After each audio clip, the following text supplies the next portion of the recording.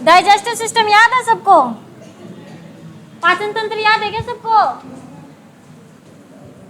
पाचन हो गया था? क्वेश्चन के पाचन हो गए थे तुम्हारे?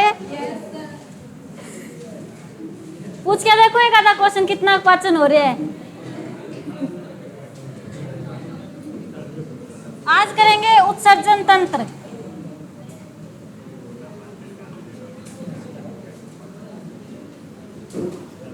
बोलो मत, एक्सक्रीटरी सिस्टम बोलते हैं इंग्लिश में।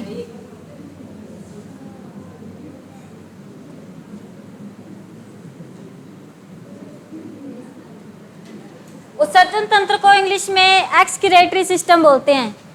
क्या होता है उत्सर्जन तंत्र?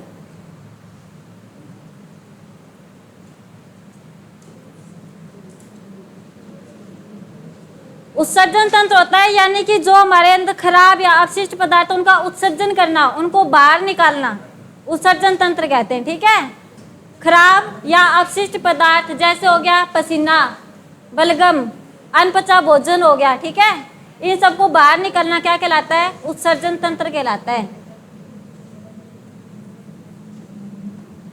खराब पदार्थों को हम शुद्ध हिंदी में अपशिष्ट पदार्थ भी बोलते हैं।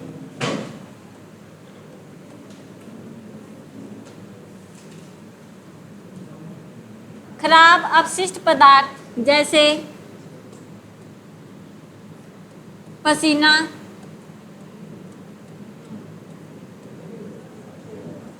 कार्बन डाइऑक्साइड, बलगम, अनपचा भोजन,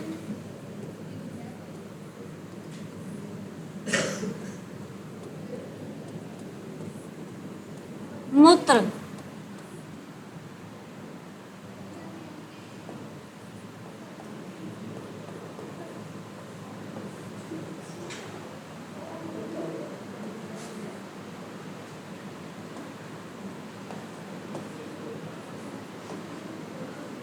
इत्यादि पदार्थों को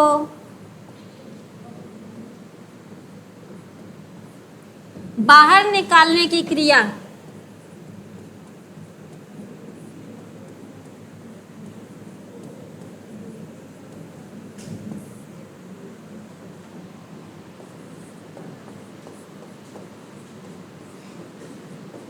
उत्सर्जन कहलाता है।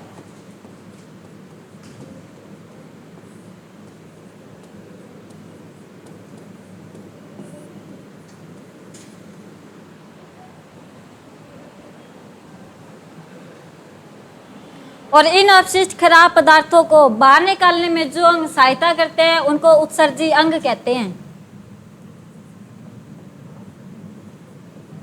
इन अपशिष्ट पदार्थों को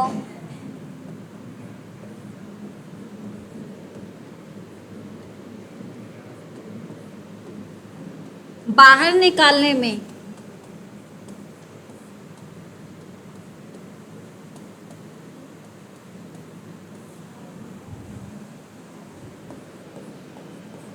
जो अंग सहायता करते हैं उन्हें उत्सर्जी अंग कहते हैं।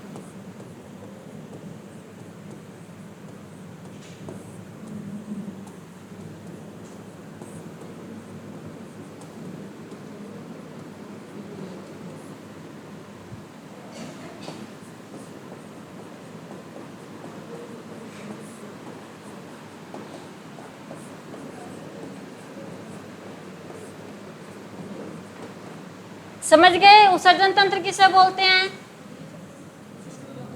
अपशिष्ट पदार्थ कौन कौन से? जैसे पसीना, CO2, बलगम, अनपचा भोजन इत्यादि अपशिष्ट या खराब पदार्थों को बाहर निकालने की क्रिया क्या कहलाती है? उत्सर्जन। और इनमें जो सहायता जो अंग सहायक होते हैं उनको क्या बोलते हैं? उत्सर्जी अंग। मुख्य रूप से हमारे 5 मुख्य उत्सर्जी अंग होते हैं।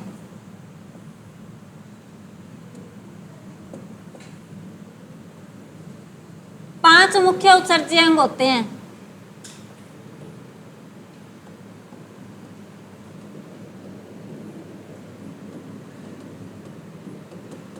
पहला है हमारी त्वचा। त्वचा के बाद आता है फेफड़ा, फेफड़े के बाद बड़ी आंत,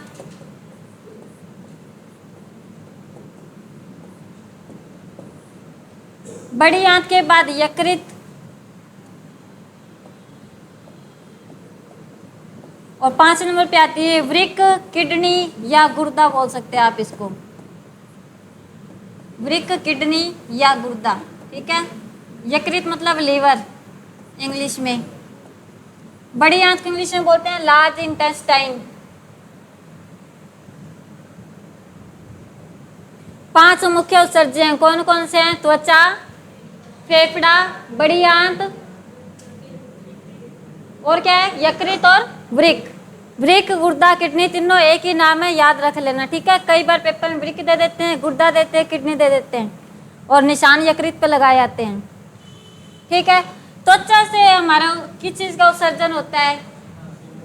क्या निकलता है? पसीना। तो लिखो फिर, त्वचा से क्या निकलेगा? पसीना। और क्या निकलता है? सीवम, जैसे तैलीय पदार्थ हो गए।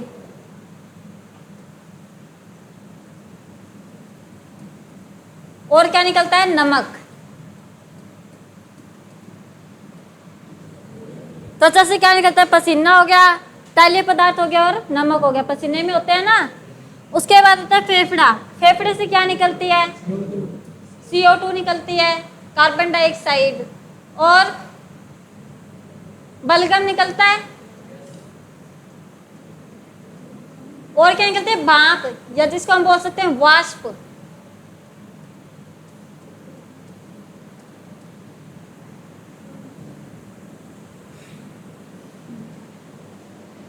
बड़ी आंत से निकलता है अनपचा भोजन। अनपचा भोजन, अनपचे भोजन को बोलते हैं हम काइल।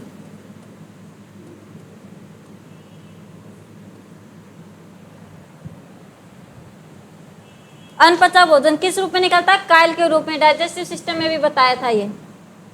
यकृत, लीवर। लीवर, यकृत से क्या होता है? यकृत के अंदर जो हमारा शरीर के अंदर बहुत खतरनाक पदार्थ बनता है वो होता है अमोनिया।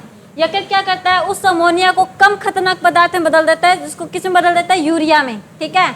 सबसे खतरनाक पदार्थ अमोनिया बनता है यकृत में, और यकृत क्या करता है? उस अमोनिया को कम खतरनाक यूरिया में बदल देता है, ठीक है। यकृत में बहुत अधिक खतरनाक पदार्थ अमोनिया बनता है।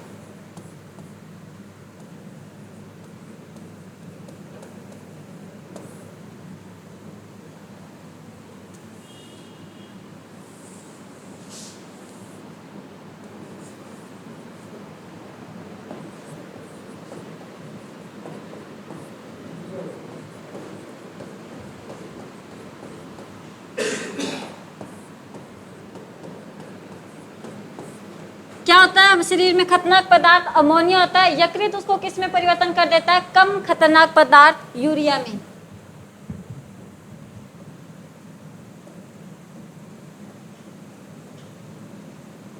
यकृत अमोनिया को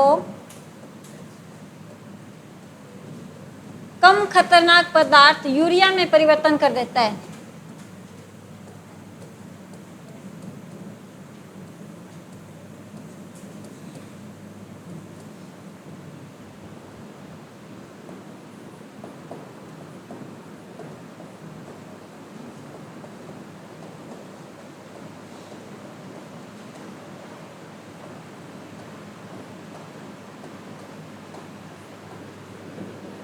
और परिवर्तन करके किसे दे देता है? किडनी को दे देता है, और किडनी उसे मूत्र के रूप में बाहर निकाल देती है। किडनी, गुर्दा या वृक्क एक ही बात है।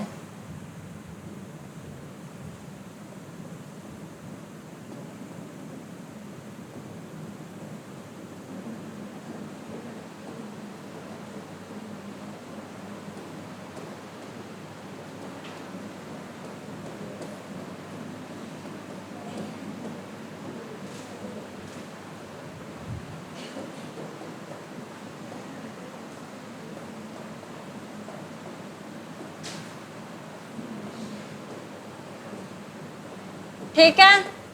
ज्यादा खतरनाक पदार्थ कौन सा है? अमोनिया। यकृत उसमें बदल देता है कम खतरनाक पदार्थ यूरिया में, ठीक है। और किसको दे देता है? किडनी को। किडनी उसको मूत्र के रूप में बाहर निकाल देती है। तो इसके अंदर आप क्या बताएंगे कि यकृत के अंदर यकृत क्या काम करता है? अमोनिया को यूरिया में परिवर्तन करता है। ठीक है, यकृत क्या करता है? अमोनिया को यूरिया में परिवर्तन। उसके बाद किडनी, किडनी यूरिया का उत्सर्जन, मूत्र का उत्सर्जन,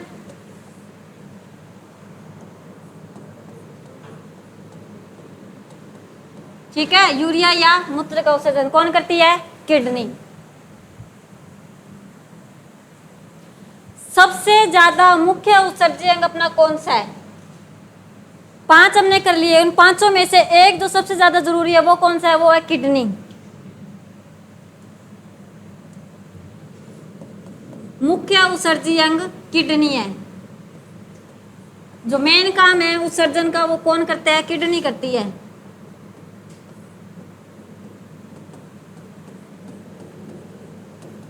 किडनी, वृक्क या गुर्दा।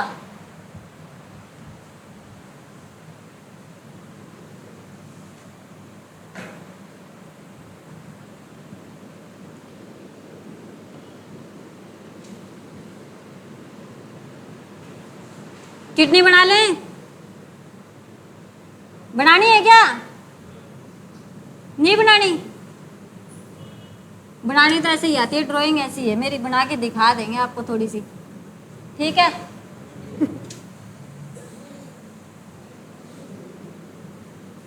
ये ऊपर की तरफ जो होती है इसको हम बोलते हैं अधिवृक्क ग्रंथि। ठीक है, क्या बोलते हैं?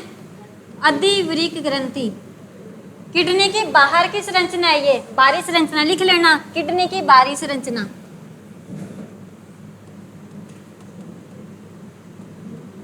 ये उसके ऊपर जो बनी होती है इसको बोलते हैं हम अधिवृक्क ग्रंथि। ये हमारी किडनी है जिसको हम वृक्क या गुर्दा भी बोलते हैं। ठीक है,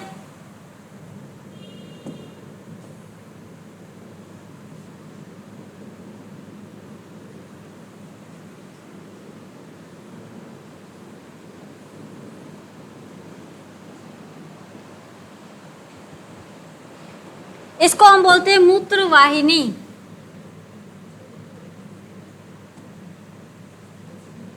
यूरेटर इंग्लिश में।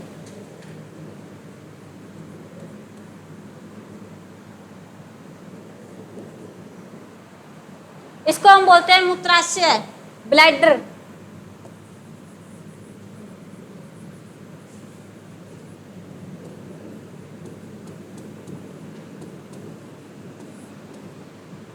और ये हमारा मूत्र मार्ग।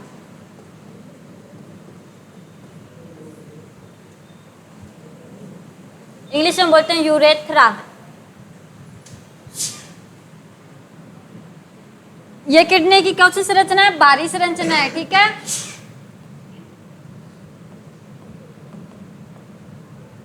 किडनी की संख्या कितनी होती है? कितनी होती है?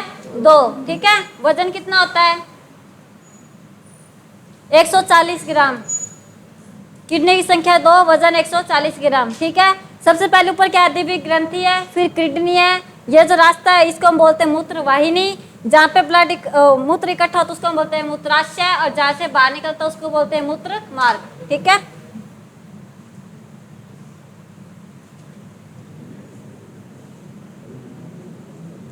अब करनी किडनी की आंतरिक संरचना। बाहर की देख ली, आंतरिक और देख लें।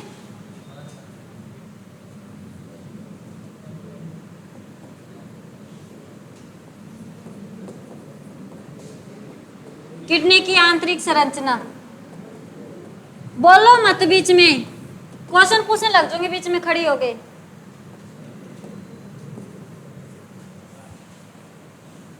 आंतरिक संरचना किडनी की कुछ इस तरह की होती है।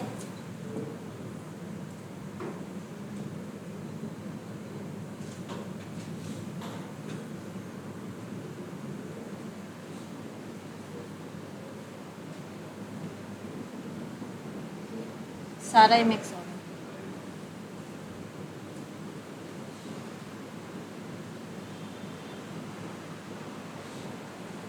ये है किडनी की आंतरिक संरचना, ठीक है। इसके अंदर भरा रहता है कुछ। ये जो द्वार है किडनी का प्रवेश द्वार, ठीक है, एंट्री, इसको हम बोलते हैं रेनल हाइलम। प्रवेश द्वार को क्या बोलते हैं? Renal hilum.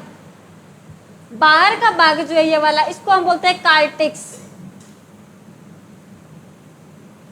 और ये जो अंदर का भाग है इसको हम बोलते हैं मेडुला। प्रवेश द्वार को क्या बोलते हैं? Renal hilum. और कार्टिक्स आंतरिक भाग को मेडुला।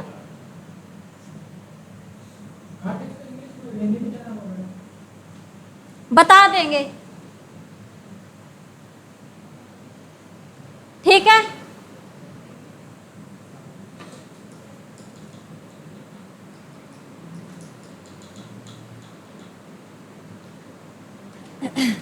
अब इसके अंदर पूछा जाता है क्वेश्चन कि सबसे ज्यादा यूरिया की मात्रा कहाँ पाई जाती है, ठीक है। तो कहाँ मिलेगी? प्रवेश द्वार रेनल हाइलम पर मिलेगी, ठीक है। कहाँ मिलेगी? रेनल हाइलम पर।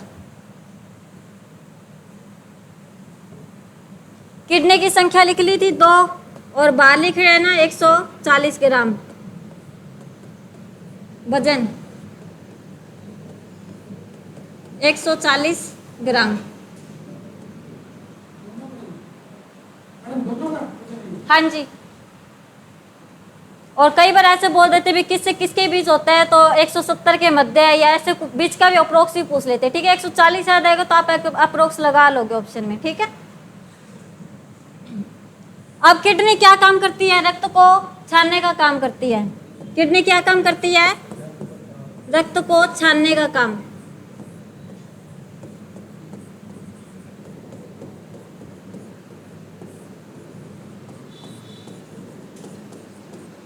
रक्त को छानने का काम कौन करती है?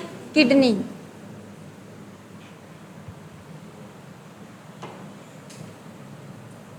यानी रक्त में से गंदगी को निकाल के मूत्र के रूप में बाहर कर देना किसका काम है? किडनी का, ठीक है। रक्त में से गंदगी को छाना और मूत्र के रूप में उस गंदगी को बाहर निकाल दिया, ठीक है। उसके बाद रक्त का शुद्धिकरण पूछ लें तो रक्त का शुद्धिकरण करते हैं फेफड़े। दोनों अलग अलग चीज है। रक्त का शुद्धिकरण, रक्त का शुद्धिकरण करते हैं फेफड़े।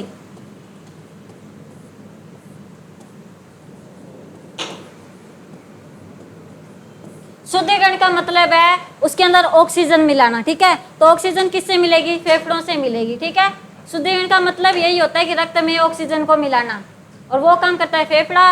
और रक्त में से गंदगी को छानने का काम कौन करता है? किडनी, ठीक है।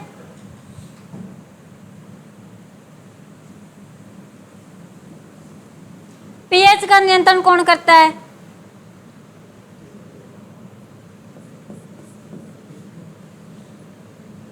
रक्त को छानने का काम हो गया।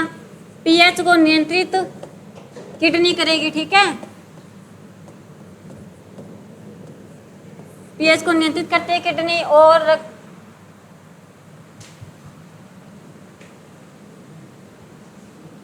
अम्ल क्षार, यानी अम्ल और अक्षार को मतलब इन दोनों में से क्या है, इसका भी कौन करती है डिसाइड? ये भी किडनी करेगी।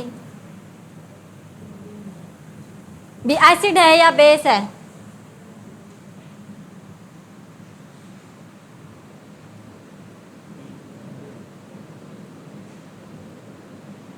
अगर किसी व्यक्ति को खाने में जहर देकर मार दें, उसके किस अंग की जांच से पता चलेगा कि इसको जहर दिया गया है? किडनी से पता चलेगा। थोड़ा सा ध्यान देना, मैंने पहले भी बताया था, लीवर से पता चलेगा, ठीक है। लीवर के अंदर कोई अंग भी बताया था क्या? याद करके आना कल दोबारा से। किसी व्यक्ति को अगर जहर देकर के मारते हैं तो उसे किस अंग से पता चलता है? लीवर की जांच से पता चलता है भी इसने जहर खाया है, इस वजह से इसकी ये हालत हुई है, ठीक है। किसकी जांच होती है? लीवर की।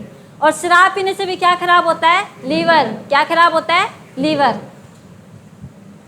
किडनी जो रहती है, जिस झिल्ली के अंदर रहती है, उसको हम क्या बोलते हैं? क्या कह रहा है? किडनी के बाहर की झिल्ली, किडनी एक झिल्ली के अंदर ढकी रहती है, उसको हम बोलते हैं पेरिटोनियम झिल्ली।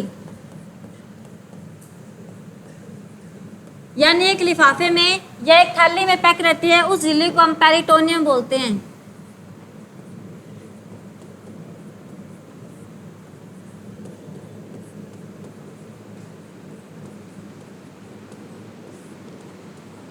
पेरिटोनियम।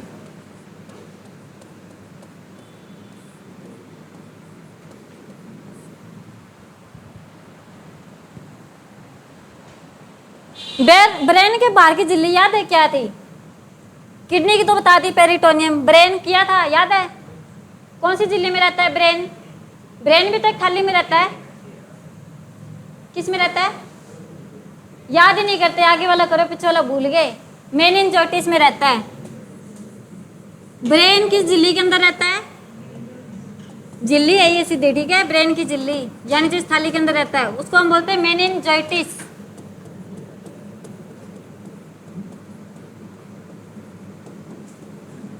कोई भी चैप्टर पढ़ लो, 3 से 4 क्वेश्चन पिछले चैप्टर के आ ही जाते हैं कहीं ना कहीं से घूम के। क्यों? शरीर क्या है, एक दूसरे से कनेक्ट है। ब्रेन किस झिल्ली में रहता है? मेनिंजाइटिस। दिल किस झिल्ली में रहता है? दिल, हार्ट। सही बोल रहा है, कौन बोल रहा है? पेरिकार्डियक। दिल कौन सी झिल्ली में रहता है? पेरिकार्डियक नाम की झिल्ली में। यानी इनको एक थैली सी ढके रहती है ताकि दूसरे से डायरेक्ट टच ना हो। डायरेक्ट टच होने पे इनमें इन्फेक्शन हो जाता है, ठीक है। फेफड़े किस झिल्ली में रहते हैं?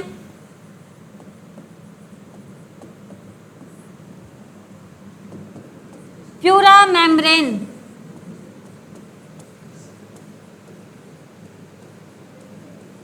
फेफड़े किस में रहते हैं? Pura membrane. बताना एक बार, किडनी कौन सी झिल्ली में रहती है? पेरिटोनियम। ब्रेन, दिल और फेफड़े प्यूरा मेम्ब्रेन, ठीक है। किडनी की संख्या है 2, बाहर 140, याद हो गया। अब ये बताओ किडनी की इकाई क्या होती है? किडनी की इकाई या यूनिट? किडनी की इकाई या यूनिट क्या होती है और कितनी होती है? नेफ्रॉन को बोलते हैं किडनी की इकाई या यूनिट, ठीक है। संख्या होती है 8 लाख। किडनी की इकाई या यूनिट कितनी होती है? 8 लाख होती है और नेफ्रॉन को बोलते हैं। नेफ्रॉन की संरचना दिखा दूं बना के? नेफ्रॉन ऐसे कप की तरह दिखता है आगे से, जिसको हम ग्लोमेरुलस बोलते हैं। ये चलता ही नहीं है क्या? कप की आकृति के समान होता है ये, ठीक है।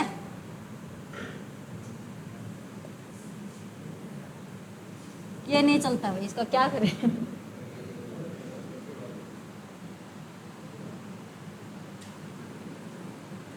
कुछ इस तरीके से ये बनी होती है और पीछे एक ऐसे पूंछी होती है, ठीक है। सही नहीं बनी है ये, बोर्ड ऐसा ही चल रहा है भाई, क्या बताएं, थक जाता है ये भी लगता है।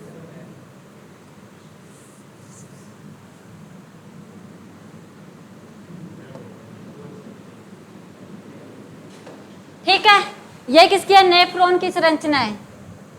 ऐसी में 8 लाख मिलते हैं ये नेफ्रॉन की संरचना है ये, ठीक है। ये जो कप जैसी आकृति है, यहाँ पे कुछ गुच्छेदार संरचना मिलती है जिसको हम बोलते हैं ग्लोमेरुलस। ग्लोमेरुलस क्या काम करता है? रक्त को छानने का काम करता है। ग्लोमेरुलस ग्लोमेरुलस क्या करता है? रक्त को छानने का काम करता है, यानी रक्त में से गंदगी छानी और शुद्ध रक्त को वापस भेज देता है। रक्त को छान कर शुद्ध रक्त को वापस भेज देता है।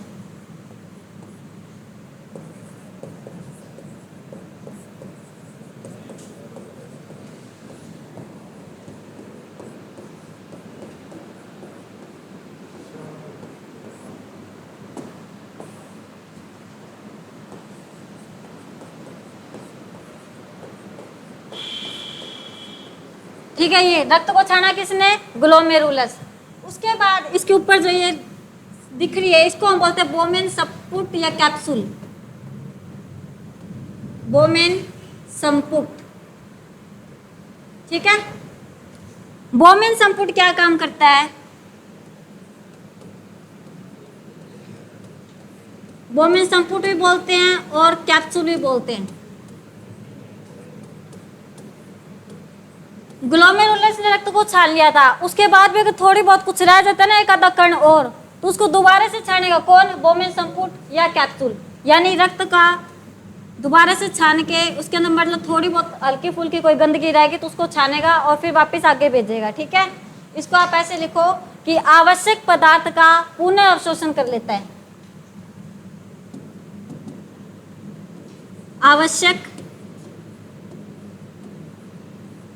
यानी आवश्यक पदार्थ रख के और बाकी आगे वापस भेज दिया। आवश्यक पदार्थ का पुनः अवशोषण कर लेता है।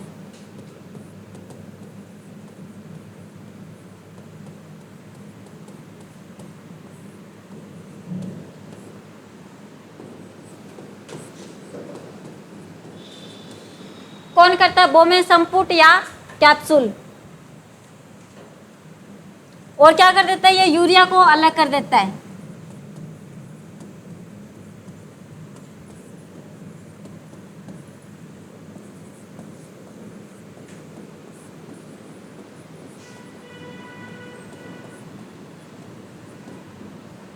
और नेफ्रॉन क्या करता है? नेफ्रॉन यूरिन यानी मूत्र निर्माण करके बाहर निकाल देता है। ये पीछे पूंछ है, इसको हम नेफ्रॉन बोलते हैं, ठीक है। यूरिन या मूत्र निर्माण करके बाहर निकाल देता है नेफ्रॉन।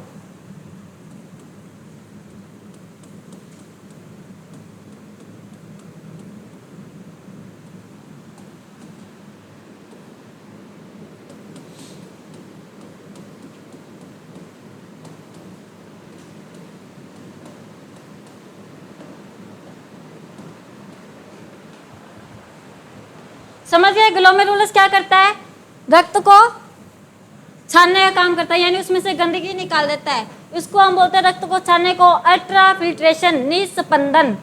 रक्त को छानने को क्या बोलते हैं? अल्ट्रा फिल्ट्रेशन, हिंदी में बोलते हैं निस्पंदन।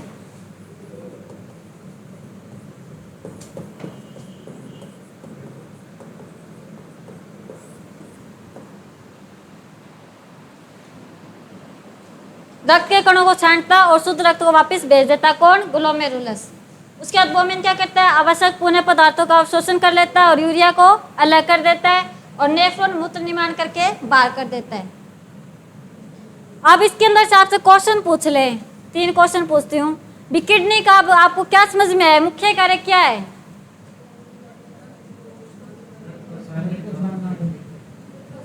वैसे कहीं आप चैप्टर के हिसाब से कहीं रक्त को छानने का काम तो हो गया, कर क्या रही है ये? किडनी एक तरीके से उत्सर्जन कर रही है, मूत्र का निर्माण करके बाहर निकाल रही है। तो क्या कह सकते हैं? किडनी का मुख्य कार्य क्या होगा? उत्सर्जन करना और उसमें जो रक्त को छाने उसमें से पुनः अवशोषण करना, यानी कोई आवश्यक पदार्थ रहेगा तो उनका पुनः अवशोषण करना, ठीक है। तो किडनी का मुख्य कार्य क्या लिखोगे? उत्सर्जन और पुनः अवशोषण। रक्त को छानने का कार्य कौन कर रहा है? ऑप्शन अभी बता के इनमें से कोई आज है, जैसे मैंने नेफ्रॉन की संरचना बनाई थी, रक्त को छानने का काम कौन कर रहा था? ग्लोमेरुलस। और अवशोषण कौन कर रहा है? पुनः अवशोषण बोमेन संपुट या बोमेन कैप्सूल, ठीक है। बोमेन संपुट कहाँ मिलता है? नेफ्रॉन में। बोमेन संपुट कहाँ मिलता है? नेफ्रॉन में। नेफ्रॉन के अंदर ही था ना वो, नेफ्रॉन की संरचना बनाई थी, समझ गए। अब ये डायलिसिस, जैसे क्या होता है कि अभी तो हम ये कर रहे थे नेफ्रॉन से हमारे ग्लोमेरुलस से रक्त को छान रहे थे, ठीक है। फिर दोबारा बोमेन संपुट दोबारा पुनः अवशोषण कर रहा था, फिर मूत्र निर्माण करके बाहर निकाल रहे थे, ठीक है। ये तो हमारे शरीर के अंदर होगी। लेकिन कई ऐसे होते हैं जिनकी किडनी ठीक से काम नहीं करती, उनको भी तो ऐसे रक्त को छानने को, रक्त को शुद्ध करने की जरूरत पड़ती है ना। तो वो किस विधि द्वारा करते हैं? डायलिसिस विधि द्वारा करते हैं। कौन सी विधि होती है वो? डायलिसिस विधि, उसको हम डायलिसिस बोलते हैं। इसमें क्या होता है? डायलिसिस विधि कहाँ पे होती है? किडनी में होती है। जिसकी किडनी काम नहीं करती उसको डायलिसिस नाम की मशीन पर चढ़ा दिया जाता है, ठीक है। और उसमें क्या होता है, रक्त को बाहर निकाल के उसको वापस शुद्ध किया जाता है। ये सारा काम किससे होता है, मशीन से होता है। हमारा तो है खुद शरीर कर रहा है, ठीक है। खुद कौन कर रही है, किडनी कर रही है। लिख लो, जिसकी किडनी काम नहीं करती उसे डायलिसिस मशीन पर चढ़ा दिया जाता है। वह उसके रक्त को बाहर निकालकर, जो क्रिया हम शरीर में कर रहे थे वही क्रिया किसके द्वारा होती है, मशीन द्वारा होती है। जिसकी किडनी काम नहीं करती उसको डायलिसिस नाम की मशीन पर चढ़ा दिया जाता है, और जो क्रिया हम शरीर के द्वारा करते हैं वो क्रिया मशीन के द्वारा की जाती है।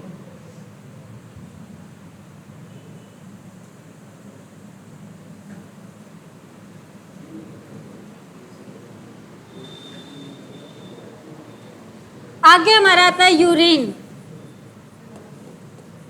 मूत्र। मूत्र का मुख्य घटक क्या होता है, जल होता है।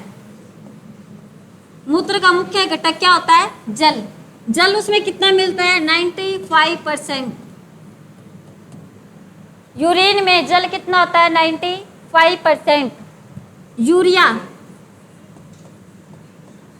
यूरिया होता है 2%, और बाकी जो 3% बच गया वो अन्य शेष पदार्थ होते हैं, ठीक है।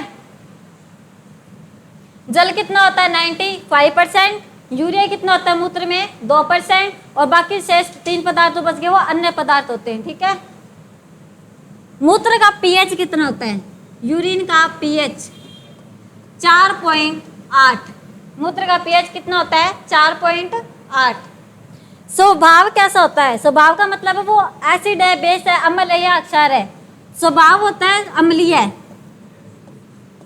स्वभाव। ये क्वेश्चन पेपर में आ चुका है पहले। मूत्र का स्वभाव यह कैसा होता है, अम्लीय होता है या क्षारीय होता है, ठीक है। तो कैसा होता है, अम्लीय होता है। मूत्र का पीला रंग किस वजह से होता है,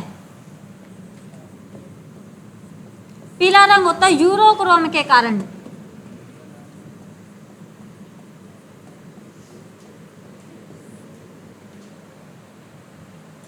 और जो मूत्र के अंदर जो गंध आती है, जो स्मेल आती है, वो किस कारण से आती है, वो आती है अमोनिया के कारण।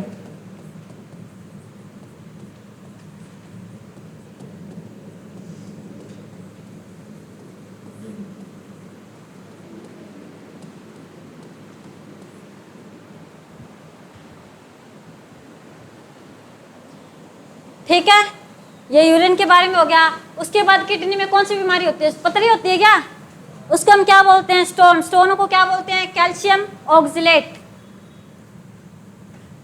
किडनी की बीमारी,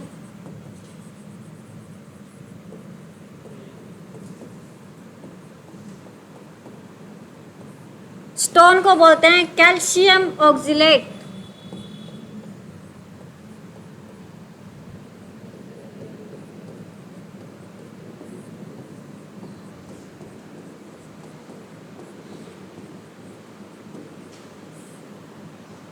स्टोन को क्या बोलते हैं, कैल्शियम ऑक्सलेट। यूरेनिया बीमारी होती है, वो किस वजह से होती है, अगर अमोनिया की मात्रा बढ़ जाती है तो हम उसे बोलते हैं यूरेनिया।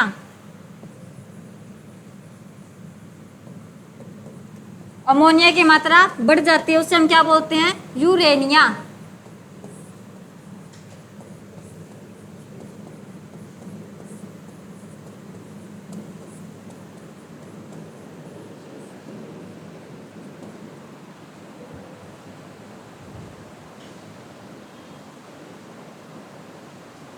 यूरेनिया के बाद आता है गाउट, गठिया।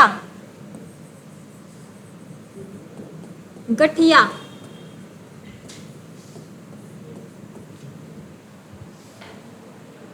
इसमें क्या होता है, यूरिक एसिड की मात्रा बढ़ जाती है। यूरिक एसिड की मात्रा बढ़ जाती है।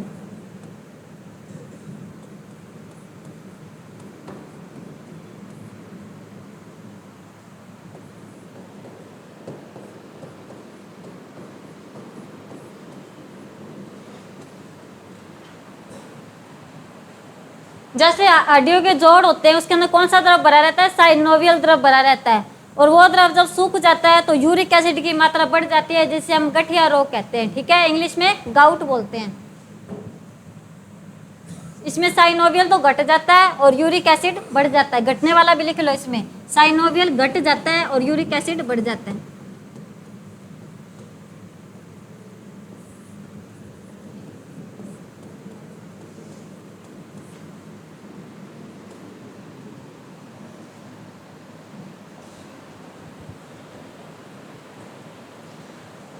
किसी के शरीर से किडनी लेकर अपने को ट्रांसप्लांट करानी हो, कितने घंटे में होनी चाहिए? यानी कोई व्यक्ति मृत है, मृत शरीर से किडनी कितने घंटों के अंदर दूसरे शरीर में ट्रांसप्लांट कर देनी चाहिए?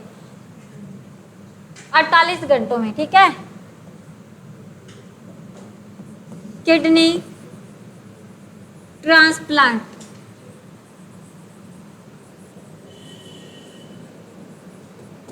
48 घंटे में।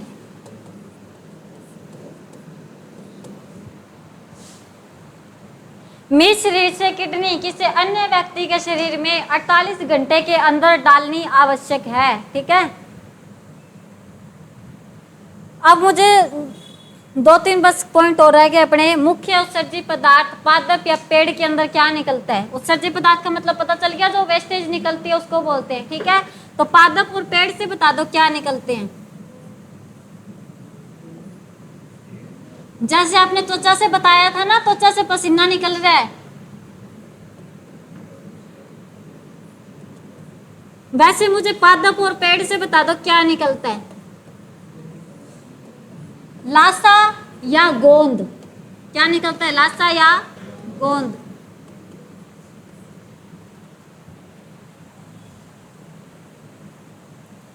दूसरा है यूरियोटैलिक। यूरियोटैलिक का मतलब होता है त्यागना। टैलिक का मतलब क्या होता है? त्यागना। यूरियोटैलिक, यूरिया मतलब यूरिया का उत्सर्जन कौन करता है?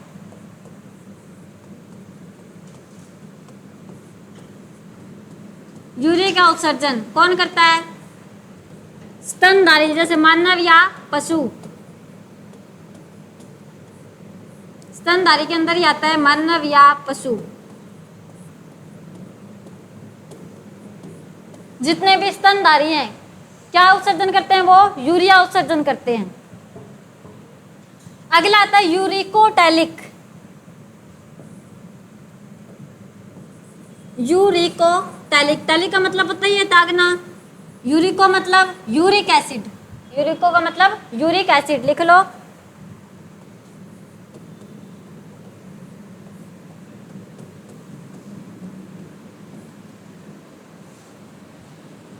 यूरिक एसिड कौन त्यागते हैं? पक्षी और सरीसृप। एग्जाम्पल है इनके ये दो, ठीक है। पक्षी और सरीसृप क्या त्यागते हैं? Uric acid. इसको हम बोलते हैं यूरिकोटैलिक। जो यूरिक एसिड त्यागते हैं उनको हम यूरिकोटैलिक बोलते हैं। जो यूरिया का उत्सर्जन करते हैं उनको हम यूरियोटैलिक बोलते हैं, ठीक है। उसके बाद है अमोनोटैलिक।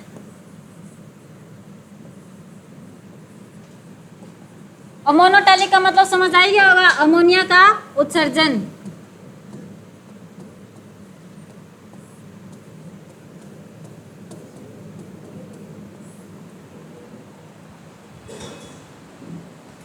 अमोनिया कौन उत्सर्जित करते हैं? मछली या कीट। मछली और कीट किसका उत्सर्जन करते हैं? अमोनिया का। लास्ट आता है गुआनोटैलिक।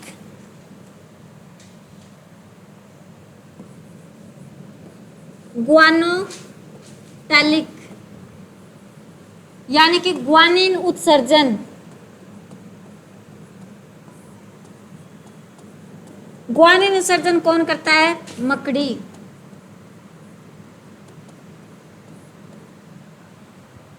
ठीक है, समझ में आ गई बात। पादप या पेड़ किसका उत्सर्जन करता है? लासा या गोंद का। यूरिकोटैलिक का मतलब क्या होता है? जो यूरिया का उत्सर्जन करते हैं। कौन करते हैं? स्तनधारी, मानव और पशु। उसके बाद है यूरिकोटैलिक का मतलब होता है यूरिक एसिड को त्यागना। कौन करते हैं? पक्षी और सरीसृप। अमोनोटैलिक अमोनिया उत्सर्जन करने वालों को बोलते हैं। कौन करते हैं? मछली और कीट। और गुआनोटैलिक यानी गुआनिन उत्सर्जन करने वालों को बोलते हैं। कौन करती है? मकड़ी। उत्सर्जन तंत्र आपका कंप्लीट, ठीक है। और साथ में डाइजेस्टिव सिस्टम याद कराना, ठीक है। ये करना बंद। आता है क्या बंद करना? कर दो बंद।